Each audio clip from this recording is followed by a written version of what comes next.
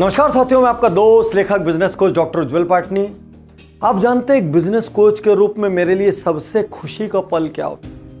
जब हम किसी शो में पढ़ाते हैं कि भाई अपनी जिंदगी की जिम्मेदारी ले लो, और इसी कड़ी में चलिए कुछ लाख लोगों का जीवन और बदलते हैं, उनको समृद्धि की ओर लेकर चलते हैं। आज फिर मैं आपको कुछ जबरदस्त बिजनेस बताने जा रहा हूं। कुछ समय पहले नागपुर में महाराष्ट्र के ब्रोकर्स का एक कॉन्क्लेव हुआ। उस ऑर्गेनाइजेशन ने मुझे कीनोट स्पीच के लिए बुलाया।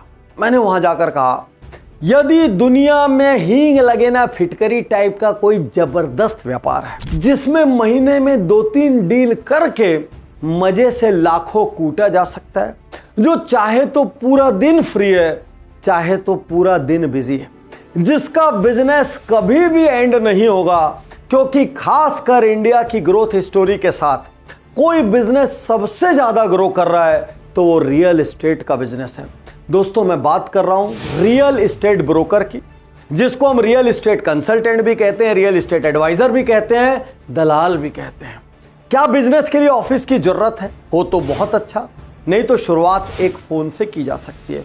क्या स्टाफ की जरूरत है? एक छोटा स्टाफ अच्छा है, डॉक्यूमेंटेशन कर लेगा, फोन कॉल्स कर लेगा, किसी क्लाइंट को प्रॉपर्टीज दिखानी तो वो दिखा लेगा। लेकिन यदि कुछ नहीं करना हो ना, आप जीरो से शुरू कर सकते हो। और भाई, इस बिजनेस को छोटा मत समझना। 2021 में दुनिया में सबसे ज्यादा सर्च किस व्यापार को किया गया था?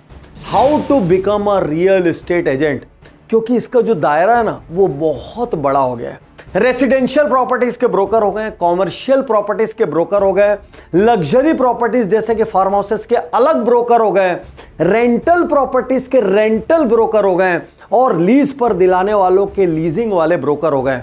बहुत आसानी से आज आप इस व्यापार को शुरू कर सकते हैं। शुरू में आपको नेटवर्क बनाना है, इसके लिए अलग अलग ऑर्गेनाइजेशंस को ज्वाइन करिए। अपने पुराने से लेके आज तक के जितने परिचय उन सबको खंगालिए, उन सबको मैसेज करिए कि यदि आपको कोई भी प्रॉपर्टी लेना बेचना है तो आप मेरे से संपर्क करो। शहर में 4-5 ब्रोकर से मिलने जाओ, उनसे बात करोगी, सर मैं आपकी प्रॉपर्टीज को अपने क्लाइंट्स को बेचने में मदद कर सकता हूं। जब जब आपके पास कोई भी प्रॉपर्टी आए आप मेरे को भी बताएं। तो एग्जिस्टिंग ब्रोकर के लिए आप एक सब ब्रोकर की तरह हो गए, और आपके लिए वो शुरुआत का जरिया हो गए, क्योंकि शुरू में आपके पास प्रॉपर्टी कहां से आएगी, आपको कौन बताएगा। तो आपको शुरू में करना है कि कुछ ब्रोकर से कॉन्टैक्ट में आइए, उनके पास जितनी भी प्रॉपर्टीज की अवेलेबिलिटी है उसको अपने पास डॉक्यूमेंट करिए, बढ़िया बढ़िया व्हाट्सएप बनाइए। उस व्हाट्सएप के साथ जितनी डिटेल में आप डाल सके, जितने well arrange well structured format में आप बना सकें, अपने पूरे नेटवर्क को वो भेजिए। वहां से जिसकी भी इंक्वायरी आई आप यहां से उसको दिलवाइए। बीच में आपके पास थोड़ा सा कमीशन हो जाएगा। 6 महीने, 1 साल, 1.5 साल के भीतर आपके पास अपनी खुद की प्रॉपर्टीज की इन्वेंट्री पैदा हो जाएगी। लोग डायरेक्टली आपके पास बाइंग और सेलिंग के लिए कांटेक्ट करेंगे। थोड़ी सी बोलने की कला हो, भीतर में ईमानदारी और पारदर्शिता हो, क्योंकि इस बिजनेस में बहुत सारी नेगेटिव धारणा है। ये शेडी बिजनेस माना जाता है। लोगों को लगता है यार प्रॉपर्टी में फंसवा ना दे कोई।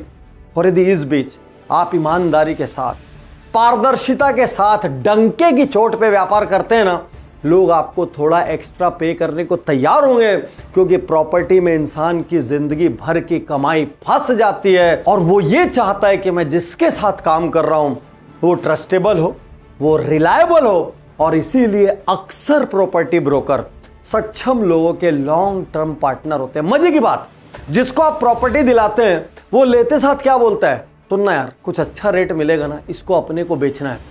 तो उसी को प्रॉपर्टी खरीदवाना है और उसी की प्रॉपर्टी बिकवाना है।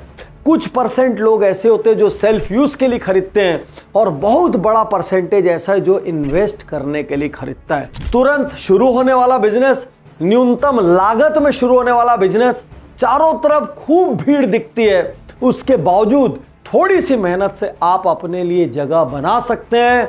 Earning sky is the limit. Geography अपने शहर से शुरू करिए, बाद में अपने पूरे राज्य की प्रॉपर्टी बेचिए, धीरे धीरे दूसरे राज्यों में नेटवर्क खड़ा कर लीजिए। और यार सब कुछ डिपेंड करता है भूख कितनी।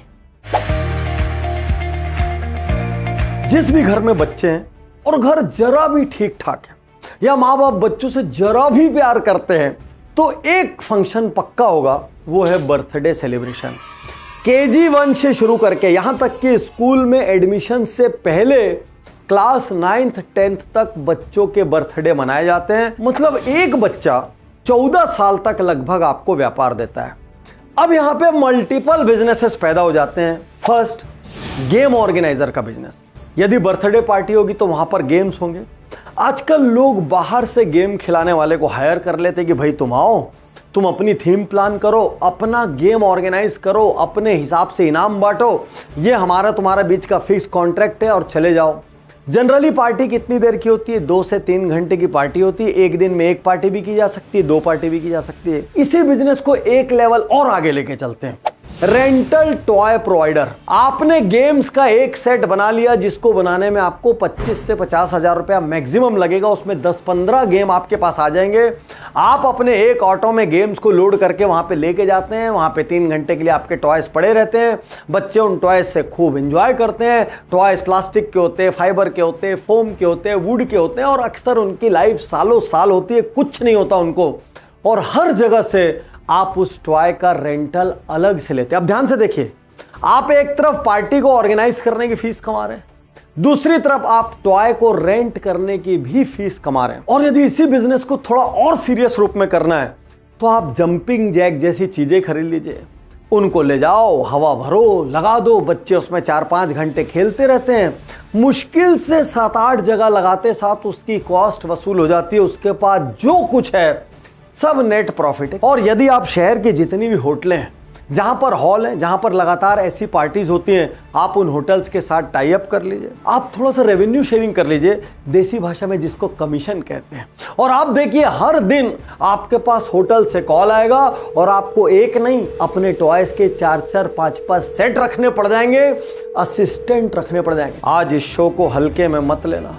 आज यहीं से अपनी गरीबी को, अपने बहानेबाजी को, अपने टालम टोल को, अपनी अपॉर्चुनिटी की कमी जैसे डायलॉग्स को आग लगा दो। आज अभी यहीं इसी पल अपनी जिंदगी की जिम्मेदारी लो।